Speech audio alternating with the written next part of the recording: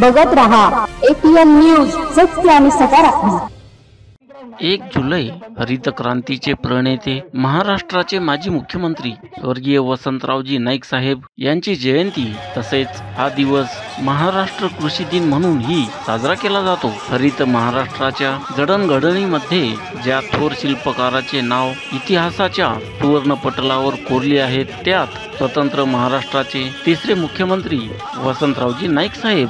वसंतराव नाईक साहेबांच्या 112व्या जयंतीनिमित्त छत्रपती संभाजीनगर या ठिकाणी राष्ट्रीय बंजारा सेनेचे राष्ट्रीय अध्यक्ष जयकुमारजी राठोड यांनी पूर्णाकृती पुतळ्यास पुष्पहार अर्पण करून अभिवादन केले। तसेच सर्व समाज बांधवांनी वसंतराव नाईक साहेबांचे विचार आचरणात आणावे असे ते या प्रसंगी म्हणाले।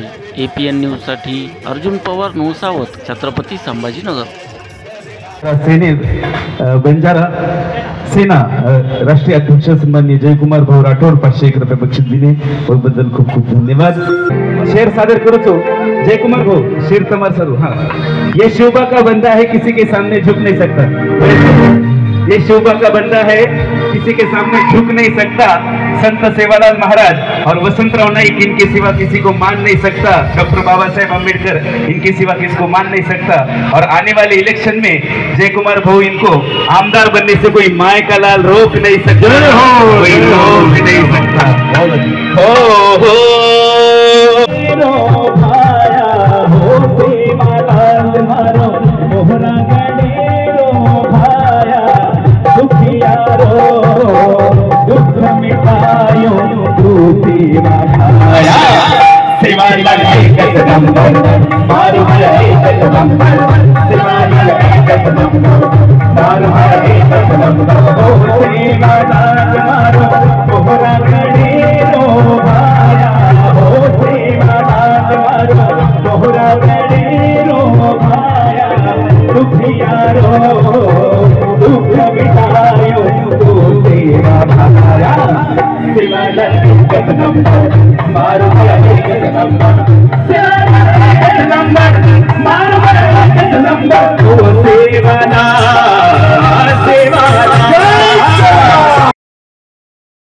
आज महानायक वसंतराव नाईक साहेबांची आज जयंती महाराष्ट्रभर नव्हे तर देशभर आपण साजरा करत आहोत। खऱ्या अर्थाने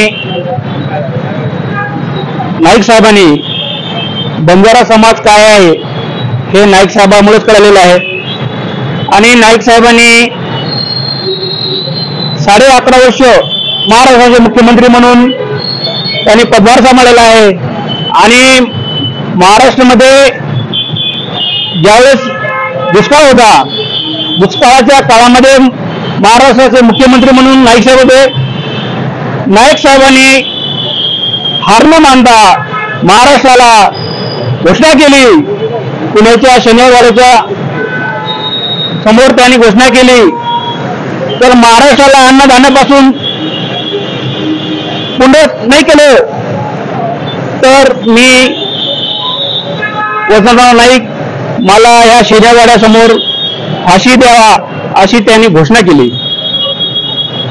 एवढंच नाही तर खरंच आज जर महाराष्ट्र आपण जे बघतो एवढे विकास झालेला आहे। आज महाराष्ट्राचं जर मुंबईचं जर बघितलं तर मुंबईचं जी सिडको आहे तर त्याची नाईक साहेबांनी सुरुवात केली। आणि आज महाराष्ट्रभर म्हणजे आज जर आपण एवढा विकास जे बघतोय महाराष्ट्राचा, हा विकास हा नाईक साहेबांमुळे झालेला आहे।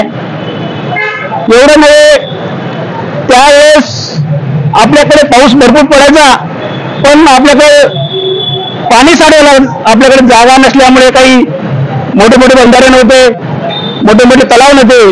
त्याने नाईक साहेबांनी त्यावेळेस घोषणा केली की पाणी आडवा आणि पाणी जिवा, ही घोषणा नाईक साहेबांनी दिली। आणि त्याच्यानंतर महाराष्ट्रामध्ये कमी प्रमाणात पाणी आज बी जे आपल्याला जे महाराष्ट्र बघतो, महाराष्ट्रामध्ये जी आपल्याकडे आता पाण्याची जी साठवण आहे ते सर्व नाईक साहेबांची देण आहे। महाराष्ट्र वसंतराव नाईक यांच्या आत्मसात करण्यासाठी नव्या पिढीला काय आव्हान करायचं? मी नव्या पिढीला एवढं सांगू इच्छितो, नाईक साहेबांचे विचार करून चालावे। या नाईक साहेबांनी बंजारा समाजासाठी नव्हे तर सर्व समाजासाठी तळमळ केली आणि आपला विकास कसा आहे, महाराष्ट्राचा विकास कसा होईल आणि महाराष्ट्राला देशामध्ये कसं नाव येईल सर्वांना आवाहन करतो घेऊन चालावे. APN न्यूज सत्य आणि सकारात्मक.